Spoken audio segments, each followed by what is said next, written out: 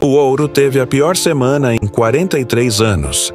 Isso aconteceu com bombas caindo no Oriente Médio e 20% do petróleo mundial cortado. O ouro deveria estar subindo, certo? É o ativo de refúgio. Só que ouro não leu o manual. Você ainda confia nele? Pior que o 11 de setembro? Pior que a crise de 2008? Sim, a linha vermelha de 2026 é a mais profunda desde os anos 80. Isso não é acidente. É um padrão que Wall Street e os países do Golfo Pérsico já usaram antes, em 1983. Uma cadeia de dominós. Ataques, petróleo a $180, inflação, Fed travado, dólar forte e máquinas vendendo ouro automaticamente. Investidores comuns são triturados. Uma espiral da morte onde o preço cai, o ETF vende e o dinheiro muda de bolso. O Ocidente vende papel em pânico. O Oriente compra metal com paciência. Quando a poeira baixar, quem vai ter o ouro de verdade? O ouro teve a pior semana em 43 anos. A pior desde 1983. A prata despencou 17% numa única sessão na Bolsa. Isto aconteceu com o quê? Com bombas caindo no Oriente Médio, com 20% do petróleo mundial cortado, com o Estreito de Hormuz paralisado. O ouro, ele devia estar subindo, não é? Normalmente essa era a lógica, não é? É o ativo de refúgio, é o que te disseram durante toda a tua vida, não é? Só que o ouro não lê manual, não é? Você aí ainda confia no manual ou quer saber o que está acontecendo de verdade por trás dos panos, por trás das cortinas? O que é que você acha?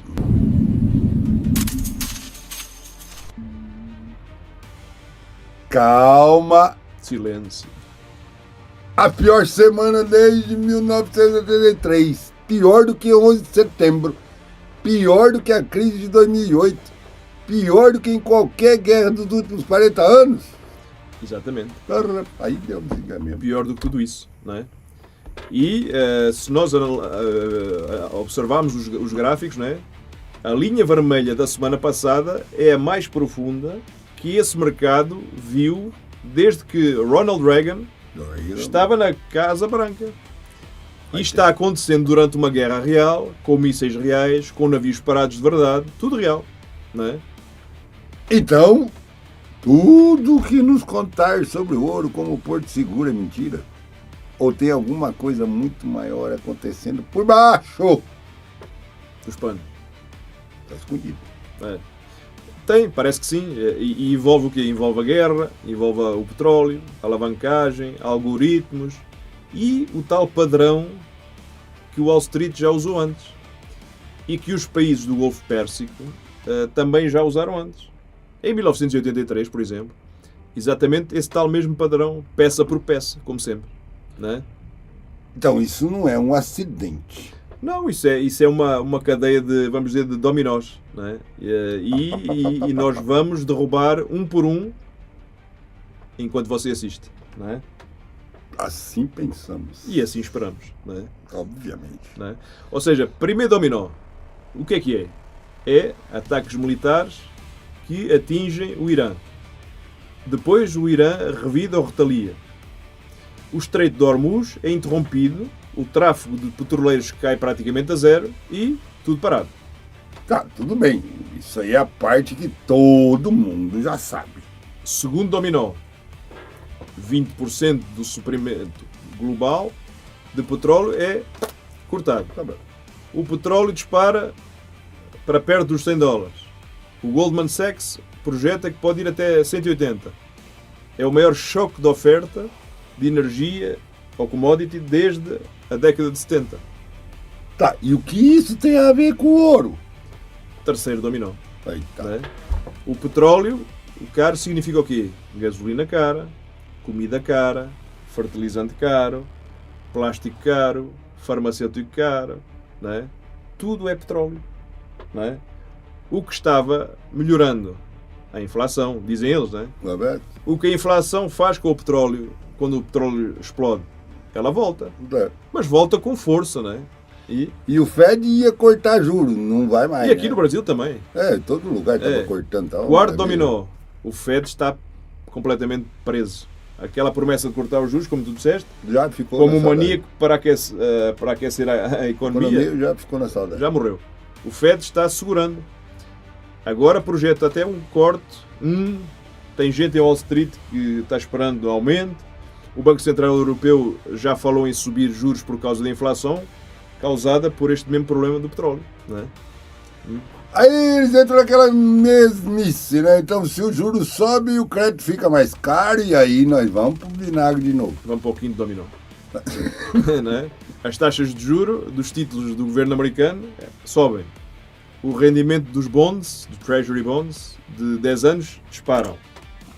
E quando você aí ganhar 4,5% ao ano, num título sem risco, do governo americano, para que é que você vai segurar o ouro? Não é?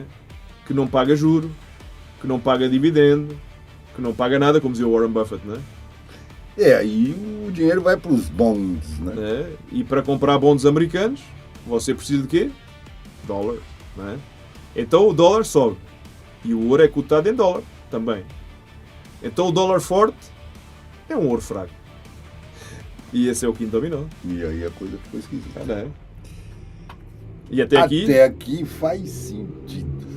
Mas isso deveria causar uma queda gradual. Não a pior numa semana e 43 anos. Isso porque falta o sexto dominó. Hum. E esse é que é o que destrói tudo. Então tá bom, manda ele. As máquinas. As máquinas. Que máquina? O sexto dominó são as máquinas. Tá, moedor de ouro, então? Que diabo é isso? São as máquinas. Os algoritmos.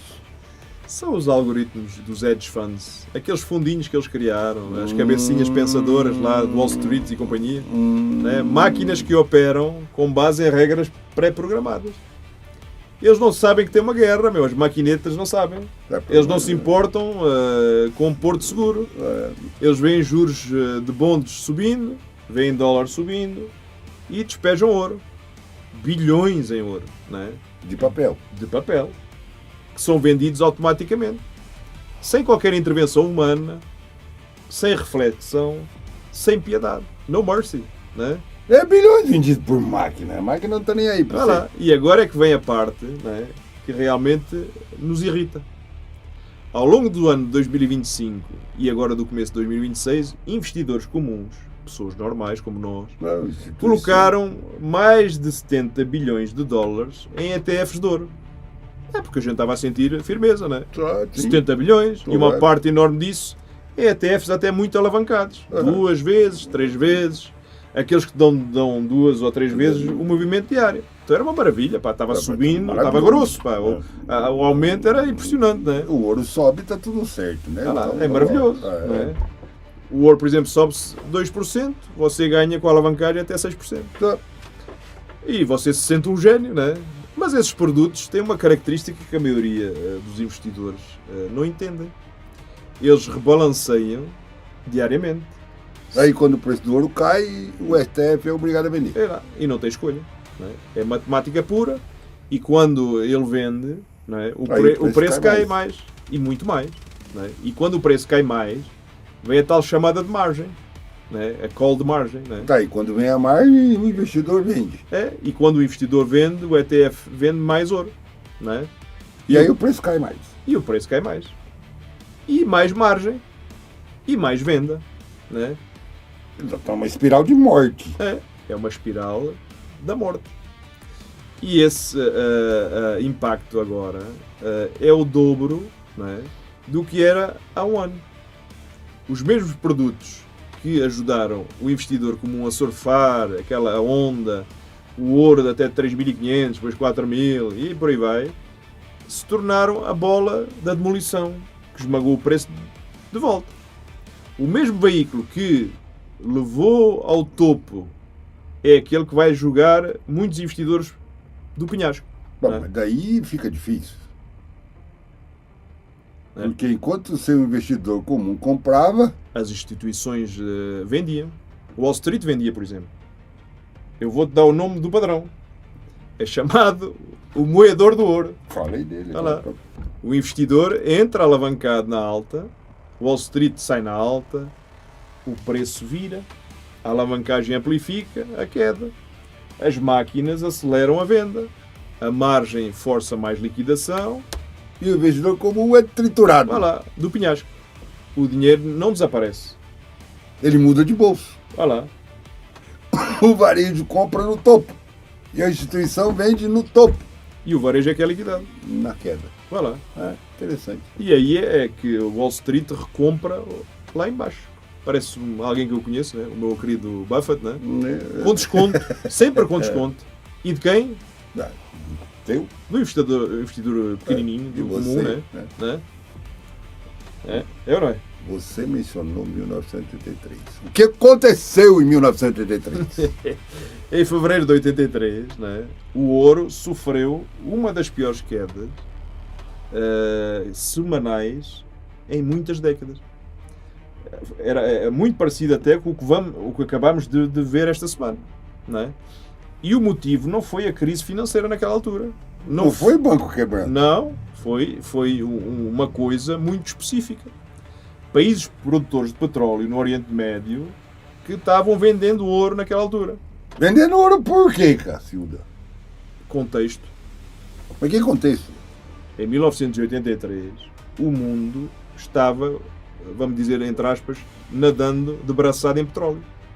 Depois dos choques de preço dos anos 70, todo o mundo correu para encontrar petróleo novo. Não é? Aí foi o Mar do Norte.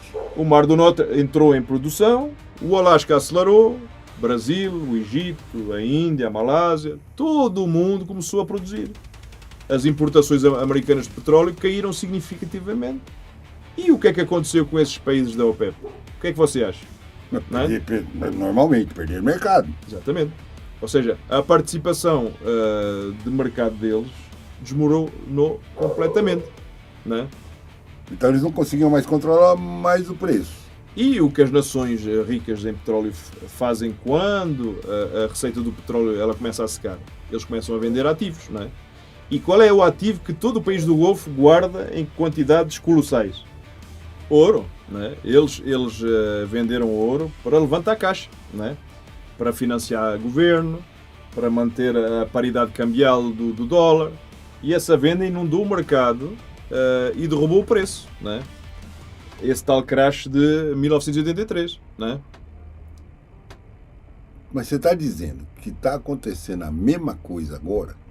O mecanismo é idêntico, não é? O mecanismo, o gatilho é que é invertido, não é? Enquanto em 1983 os Estados do Golfo não conseguiam vender petróleo a um preço alto, o suficiente por causa do excesso de oferta, não é? Em 2026 os preços do petróleo já estão altíssimos, não é? Mas os Estados do Golfo não conseguem vender fisicamente o petróleo, porque o caminho está bloqueado, o estreito, por exemplo, o estreito de Hormuz está interrompido, não é? Então, mas aí o preço alto é alto, tá? Mas eles não conseguem escoar. É isso que você sim, quer dizer? porque o petróleo continua parado nos tanques dos petroleiros, não é?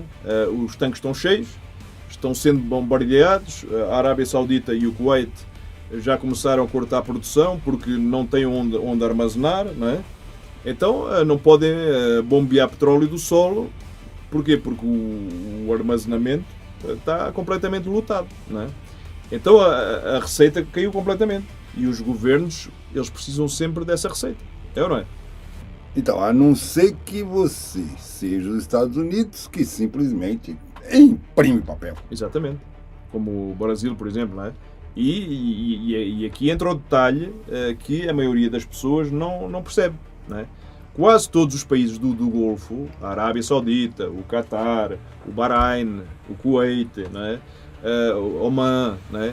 Atrelam a moeda deles ao dólar americano.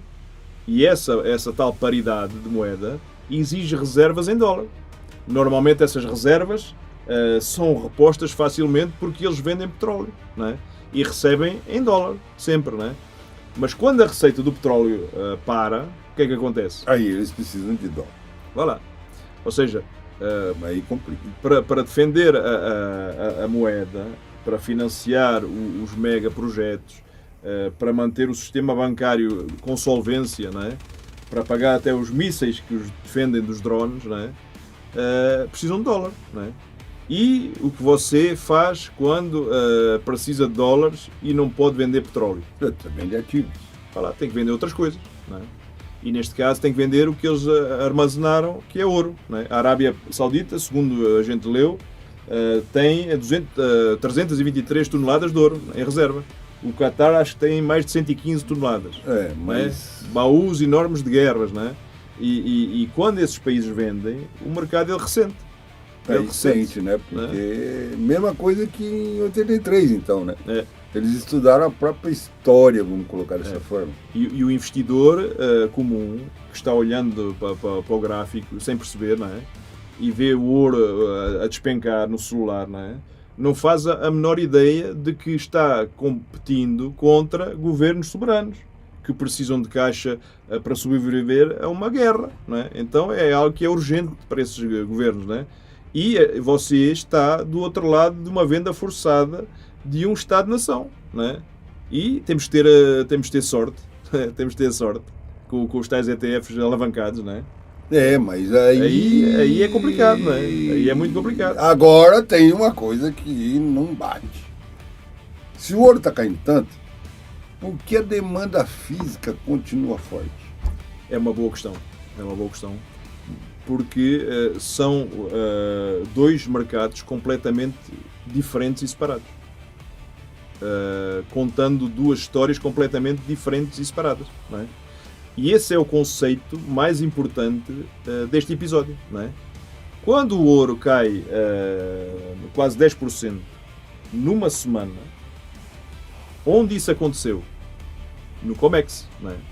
No mercado futuro, onde existem aqueles tais ETFs de papel, onde existem os ETFs alavancados, em derivativos, tudo o que é máquina que faz isso, são contratos de papel que são apostas, praticamente, entre aspas, sobre o ouro. Não são ouro físico, não é? Na verdade são apostas sobre o ouro e não o ouro, né? E ao mesmo tempo, não é? Ao mesmo tempo, os dados mostram que o ouro físico está saindo do COMEX, não é?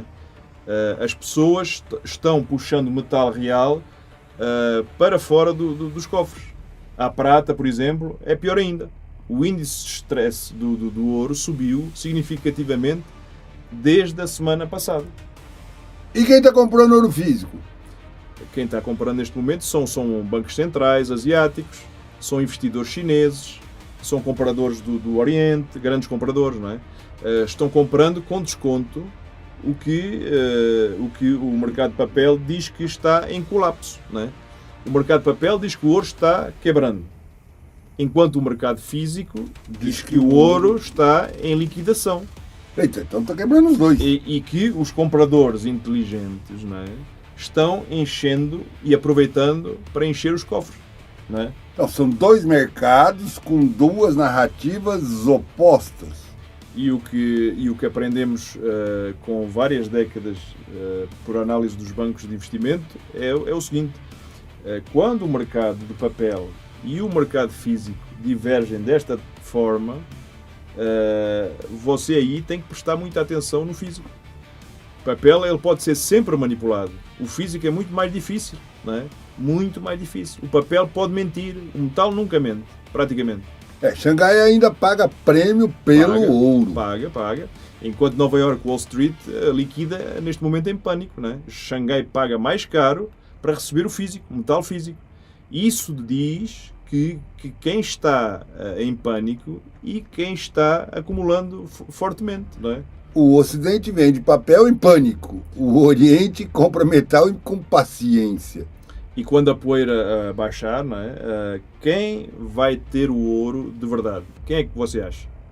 Não é quem tinha os tais ETFs de papel, não é? Os alavancados, não é?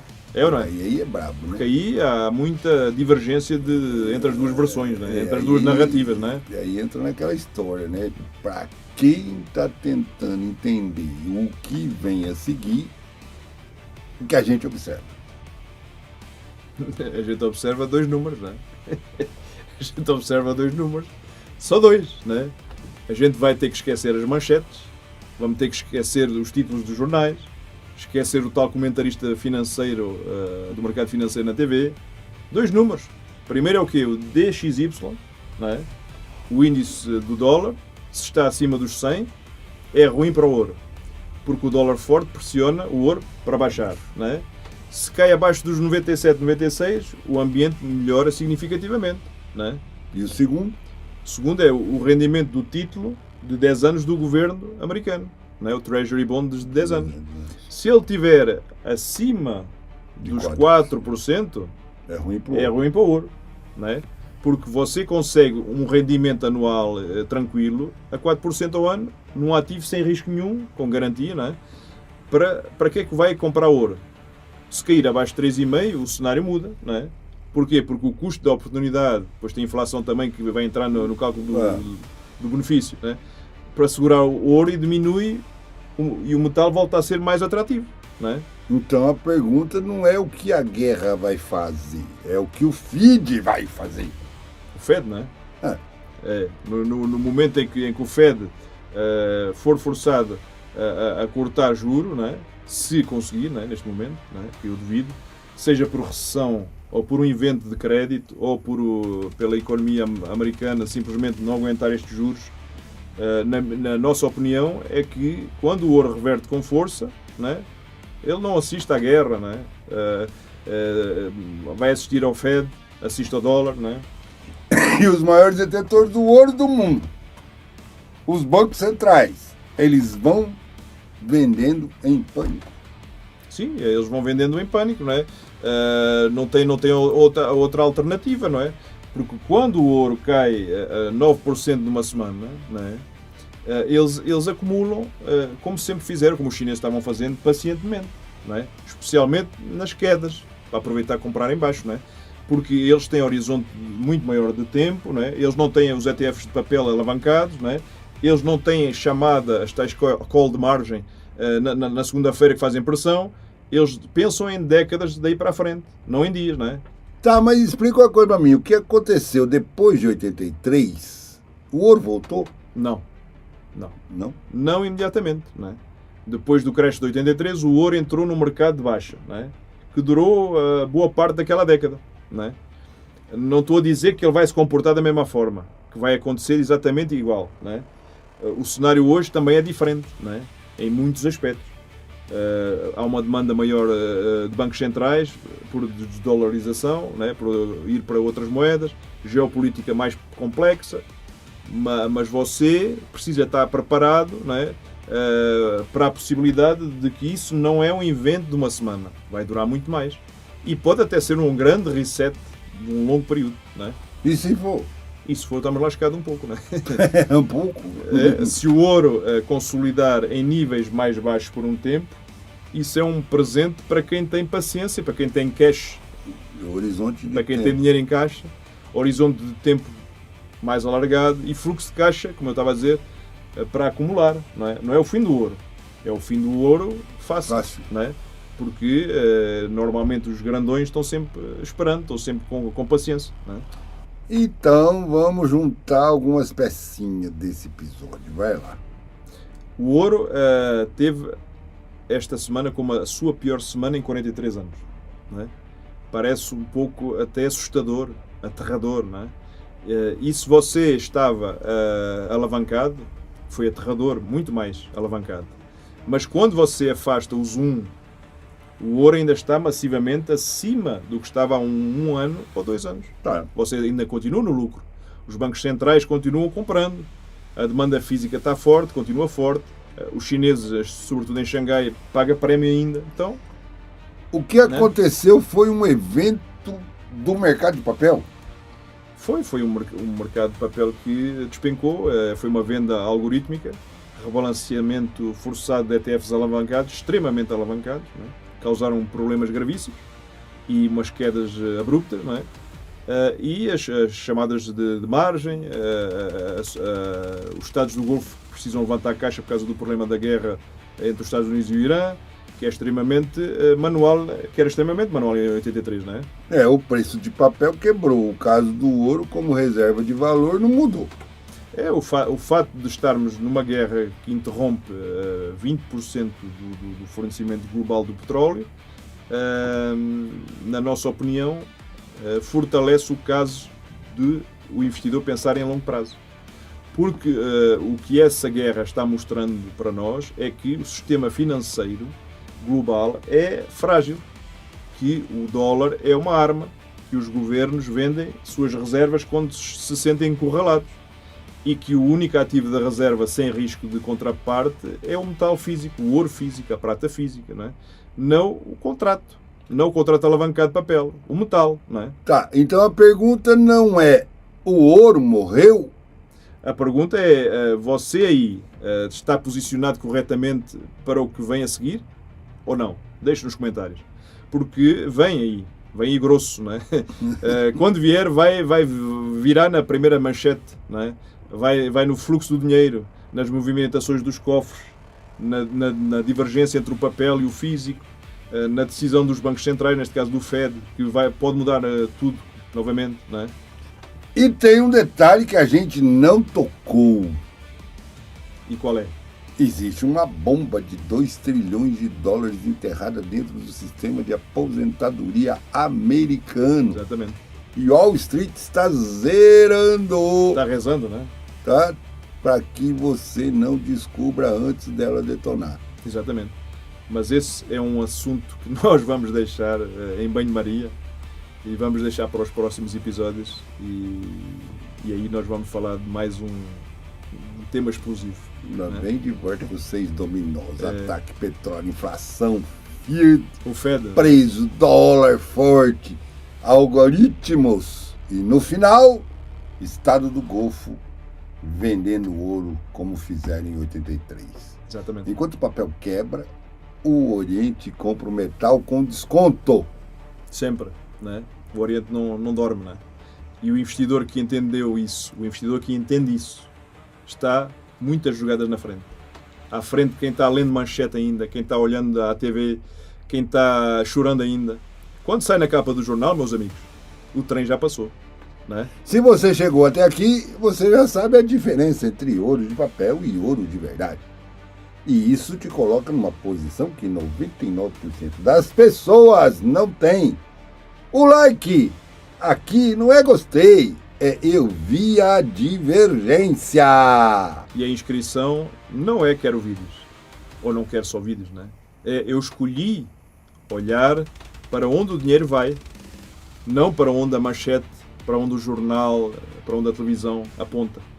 E o compartilhamento é você dizendo: eu quero mais gente olhando para aqueles tais dominós antes que eles caiam, não é? Papo de bunker. Onde o papel mente e o metal ele só grita e fala mesmo, não é? Próximo episódio vem por aí. Olha lá, nós já citamos uma bomba dentro do sistema de algum lugar aí que vocês já viram. E por que o Wall Street reza para que você não descubra? E até lá, fiquem sempre ligados, sempre acordados. E se tiverem ouro, confiram se ele é de verdade, se não é de papel, não é? E nos vemos no próximo episódio. Até lá, se inscreva, nos dê força. Estamos quase chegando lá, nos dê esse apoio. Ajuda nós a não morrer. Olha lá. E Tá? nos vemos no próximo episódio. Se inscreve, compartilha, comenta, troca ideia com o povo e senta o dedo no like. Pra quê? Pro algoritmo entender que o que nós estamos falando é sério. E espalhar mais. Senta o dedo no like.